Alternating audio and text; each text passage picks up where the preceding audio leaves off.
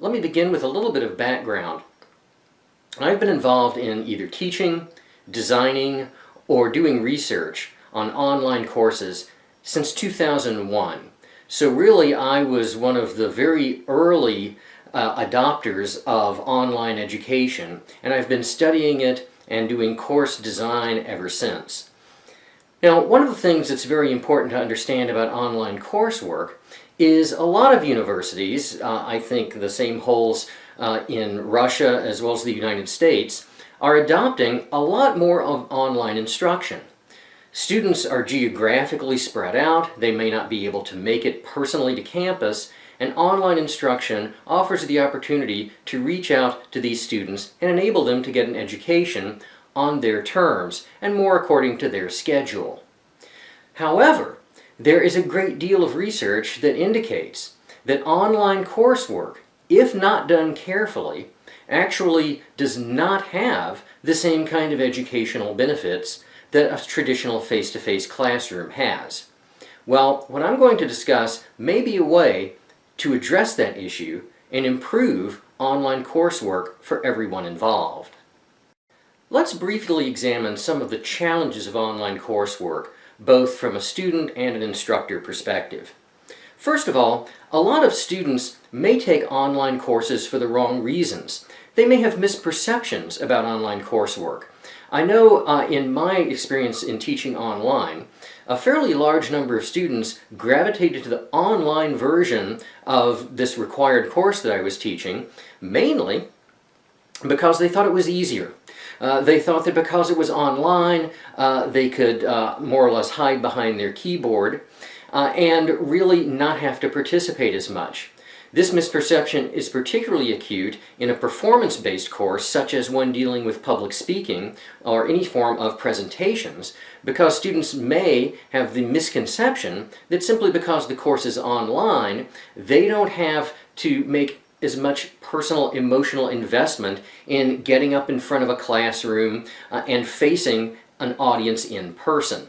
So I found that a significant number of students did have these kinds of misperceptions of online coursework. So the question is, how do we know whether students understand what is required of them in an online environment? A second challenge we face is when students enter an online course, we aren't terribly sure of how much facility they have technologically in the online environment. Many of today's students, particularly if they are the typical college-age students, or what is known as the millennial generation, are quite technologically savvy. However, that technological savviness is very specific to certain types of platforms and certain types of apps and certain types of uses. For example, the students may be particularly adept at social media, but are not particularly skilled at the online learning management system that you are using for your course. I've also found that I often have to do a lot of work explaining to students how to do some very basic things, such as how to construct a proper email message that has a descriptive subject line so that I will understand how to triage that in my incoming emails. Or to put their name in their email, state which course and section they're in. Now these things may seem obvious, but if a student is in need and they need a question answered, sometimes they just don't think about that type of information. So we need to understand the technological facility of students in online courses. One of the things that we have to be careful of is students may have a bad experience in an online course that has nothing whatsoever to do with the quality of our instruction, but rather with the difficulties they have with the technology. And if they have a bad experience with that, that may then discourage them from pursuing online coursework in the future. In fact, in extreme cases, if the dissatisfaction is particularly great, they may actually not take courses at all in the future, either online or face-to-face, if they get discouraged with the educational experience as a whole. So we really need to take steps to prevent that from happening. A third thing that remains a mystery to us largely when we teach online is we don't know the level of understanding the students already have regarding the subject matter of the course. Well, the course may have some prerequisites, courses that the students may have taken, for example, even with you as the instructor. But we don't know whether the students are basically entering the course with the same knowledge level in the subject matter. And if we don't know that, then what tends to happen is that all the online course would do is to reproduce the skill gaps that already exist among the students, where the ones with a higher knowledge base would gain even more through the course, and the ones with a lower knowledge base would progress but remain at a lower level. And of course the idea, if we're doing things correctly in any course, including online, is we want all of the students to complete the course having a roughly equal level of mastery of the subject matter. And if we don't know where the students are starting out, it's very difficult for us to understand where they will end up after taking the course. So these are sort of the great black boxes, mysterious types of things about students. Now, the point I'm going to make shortly is those things generally are mysterious and they can impede instruction because we're dealing with the unknown. But they don't have to be mysteries. And the more that we can shed light on these kinds of information, then the better we will be able to design and teach courses that will not only teach students a lot, but they'll probably have a higher rate of satisfaction with the course and the instructor, so everyone can benefit. So what types of resources can we bring to bear to clarify this information and, as much as possible, assure that we understand exactly who is taking our courses and what they need and what types of things will help them the most? There are two types of resources that we can bring to bear. First, there is the data mining aspect. Now, basically, one of the things that I contend in the paper is that a lot of corporations are using highly sophisticated measures to gather data about us.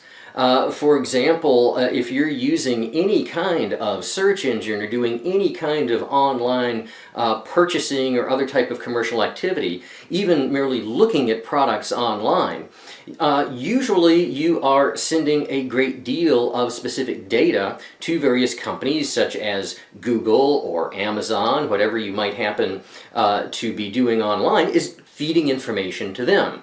And that information then is used to tailor content to you when you're online. For example, what sorts of things show up in your social media feeds.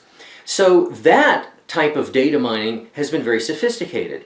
Interestingly, we do a lot less of that kind of data mining in the educational environment. And I think we can use those sorts of techniques in a very beneficial manner. And the way that we would do this is simply to administer at the very beginning of the course. As a matter of fact, I argue, as a condition for actually entering the first unit in the course. That is, you can't get into the course until you complete the assessments that are required as a condition of entry. Well, what kinds of assessments? There are a lot of validated, useful, easy to administer measures dealing with basic communication skills, which of course is my field.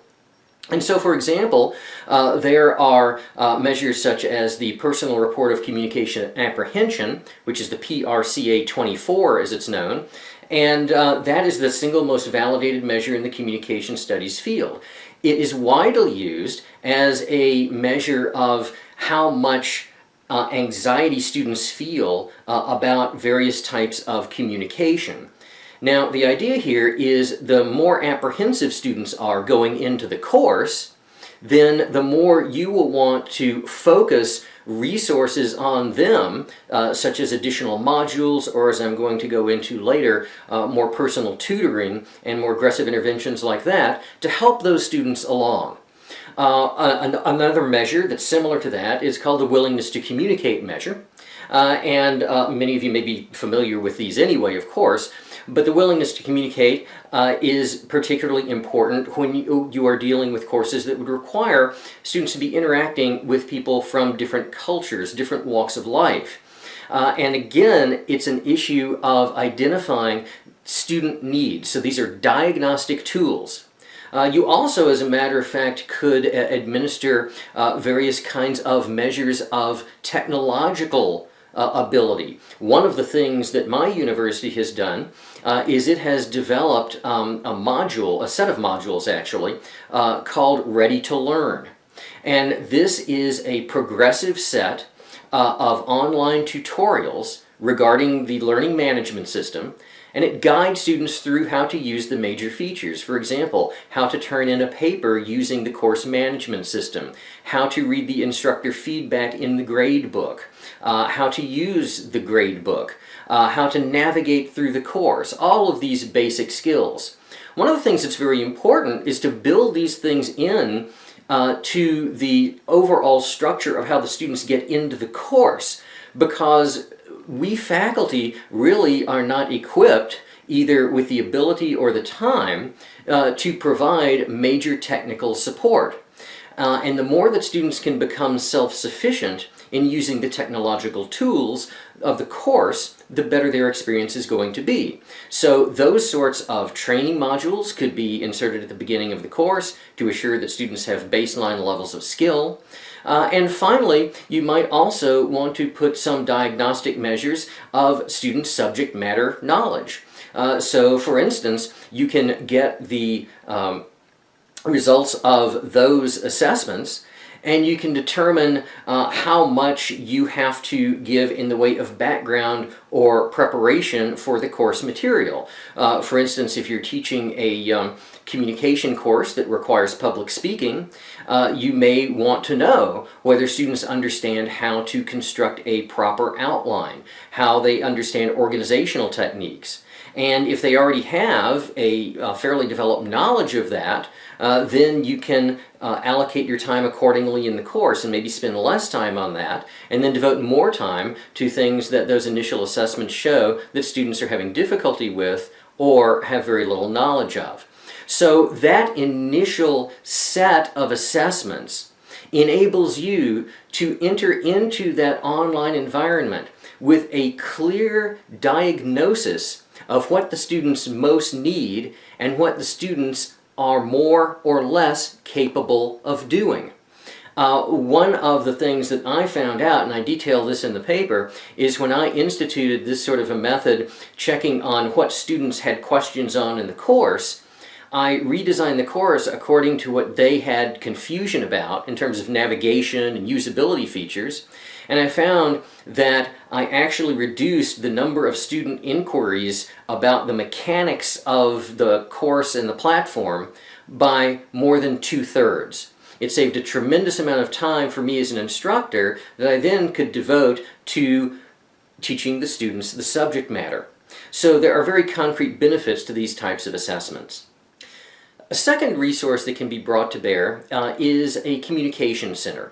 Now, not every university has these, and as a matter of fact, there aren't a tremendous number of these in the United States. I believe there might be about 50 or so at various colleges or universities, maybe a few more.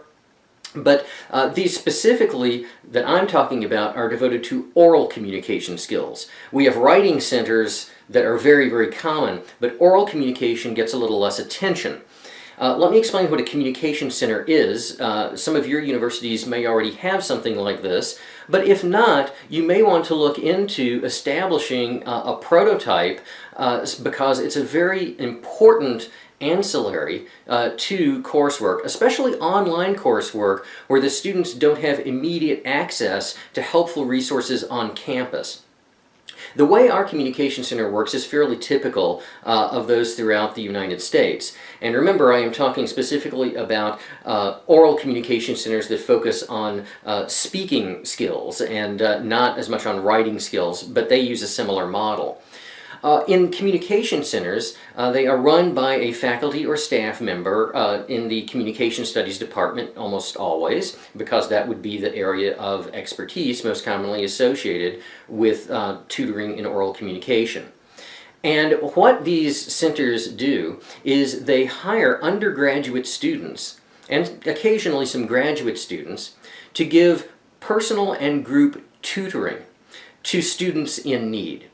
So what they are doing is they are closely working with mentoring students who need additional attention. And that is a particularly need in online coursework because students don't have a very easy forum for doing things like practicing their speeches or discussing informally their preparatory outlines or strategies for speeches, etc. And even if they did have that time, it would be quite time consuming, particularly if you're dealing with students who are spread out across various time zones. Well, the Communication Center can assist with that. And what you can do is share your calendar of activities and your syllabus with the Communication Center. And you can set up, a good way to do this is structure it into the course. You can set up with the Communication Center specific times that they actively intervene in the course by offering online practice sessions, personal or group consultations to students before a major assignment is due. This is very important because, first of all, it gets students preparing more intensively for the assignment, because they are accountable for what they have prepared. Someone else is helping them. They have to be prepared for that interaction. The second thing is it prevents students from waiting until the last minute to complete the assignment, because the Communication Center tutors are conducting chats, they're doing video chats, they can do even simple text-based chats, and let's not forget the almost forgotten useful tool of the telephone call. And it really, students can get a lot of personal attention using tools that are not terribly sophisticated and don't require a tremendous amount of investment in time. The other thing is that the students who are doing the tutoring in the communication centers assume a significant amount of responsibility, and they take this very seriously, and they truly want to help their peers. I might also add that since you have students who are tutoring other students, many times your own students, especially online students, will be much less reluctant to share concerns or confusions or things like that with these student peers. And so often they will have a more thorough interaction with them than they might have with you if you were doing an online consultation with them. But partner up with either a communication center if you have one, or what you might do is begin a system of student-to-student peer tutoring and arrange some particular times for that to be worked into the course structure.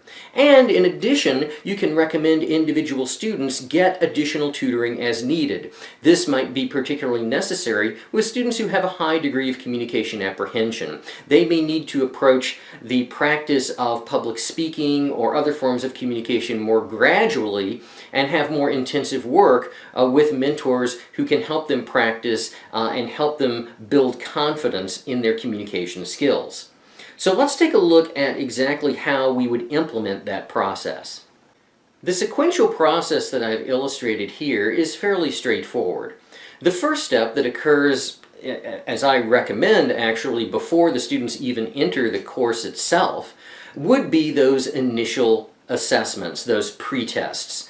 Again, think about what would give you the most usable information. Some standardized assessment instruments related to, let's say, communication, or some questions about students' assessments of their own technological skills, or knowledge questions about the subject matter that you're teaching. Any of those can be helpful, and I would recommend a mix of those. Be careful, however, that you don't over-assess, because you don't want students to think there's a tremendous bar to jump over, that there are these huge hurdles to get into the course. Keep the assessments reasonable. 2, maybe 3 short assessments of 20 questions, something like that, probably should be about the maximum. And remember, these are being done very early so you can get those results and then make adjustments to your teaching accordingly, particularly identifying individual students who may need intensive instruction in the form of additional tutoring with the Communication Center or some peer mentoring system that you have established. Within the course itself, then you have the periodic interventions of a communication center and of peer tutors. Now, you have the ones that you can structure that coordinate with your major assignments, but it's also a good idea to make sure that the students are utilizing this tutoring on what we would call an on-call basis, and that is that it would be available on demand as the students need it. And of course, the hours of availability would need to be clarified. But once that is established, then the students have a resource they can turn to outside of those structured interactions you have built into the course. Aside from using a communication center, one of the things that you can do, particularly over time as you get more longitudinal data of student skills, student needs, things like this, is you can devise intensive modules to address those. This is exactly what we did at my university when we found that a lot of students had difficulty, particularly in their first online courses, dealing with the learning management system that was being used. So the university developed a number of modules that first of all help them understand the basic features and functionality of the learning management system. But the other thing that these modules did is they helped establish realistic student expectations for online learning. So for example, students talked about what it took for them to succeed in online courses they had taken. And so you had students giving advice to other students about best practices. This seems to be something that could have a significant impact on reducing the number of students who do not successfully complete online courses. Still, at least nationally in the United States, and the studies that I've seen in other countries give similar results, the rate of non-completion of online courses, that is students dropping out, earning failing grades, these sorts of things, is significantly higher than equivalent courses that are taught in a traditional classroom. And I think the more that we are able to provide assistance to students in understanding and working through the online environment, the greater the chances that they will succeed in completing an online course and perhaps take more such courses. Of course, the final step in implementing these sorts of measures is to determine what effect they have. And how you might adjust the design and administration of the course in response to those experiences. So what you want to take a look at is what sorts of measures you have for successful instruction. And you can look at, for example, grade distribution. Do you find that students are performing better when you do these additional modules, when you do these kinds of interventions, when you do these pre-assessments and then tailor your instruction accordingly?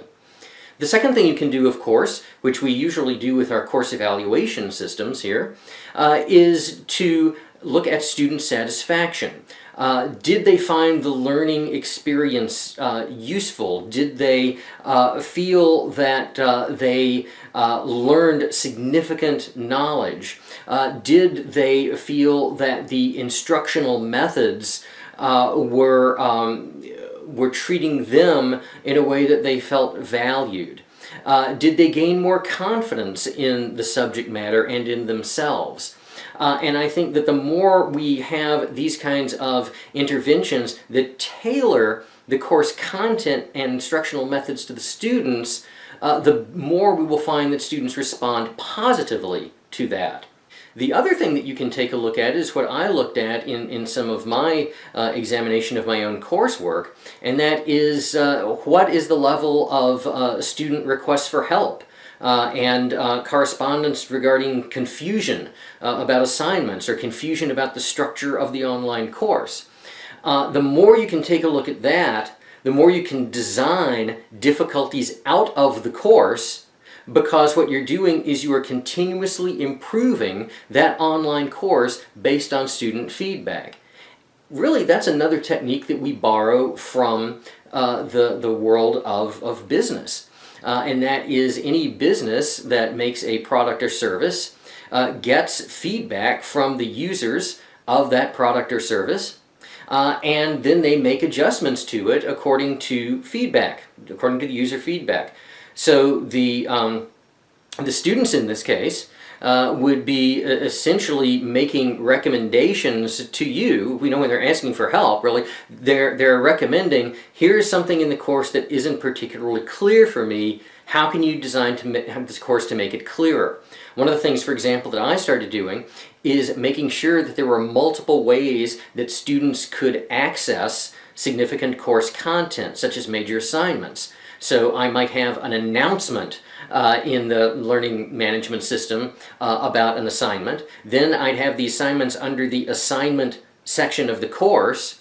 And then periodically I would have special email reminders go out about an upcoming assignment, and I pre-program the distribution of those. So these are the sorts of things that you can do where you essentially are preempting students getting confused in the first place through your design of the course that's done according to the student's own identification of their needs. So I hope that you will use some of these suggestions and adapt them to your own online coursework, whether it is establishing a prototype of a communication center that has peer-to-peer tutoring, or perhaps utilizing some such tutoring center that your university has in other subject matters and maybe importing it to communication, in my case, or other subject matters that you may be involved in. Another thing is the aggressive use of assessments. I mean, we use assessments all of the time. We administer surveys and things like this in our own research a lot.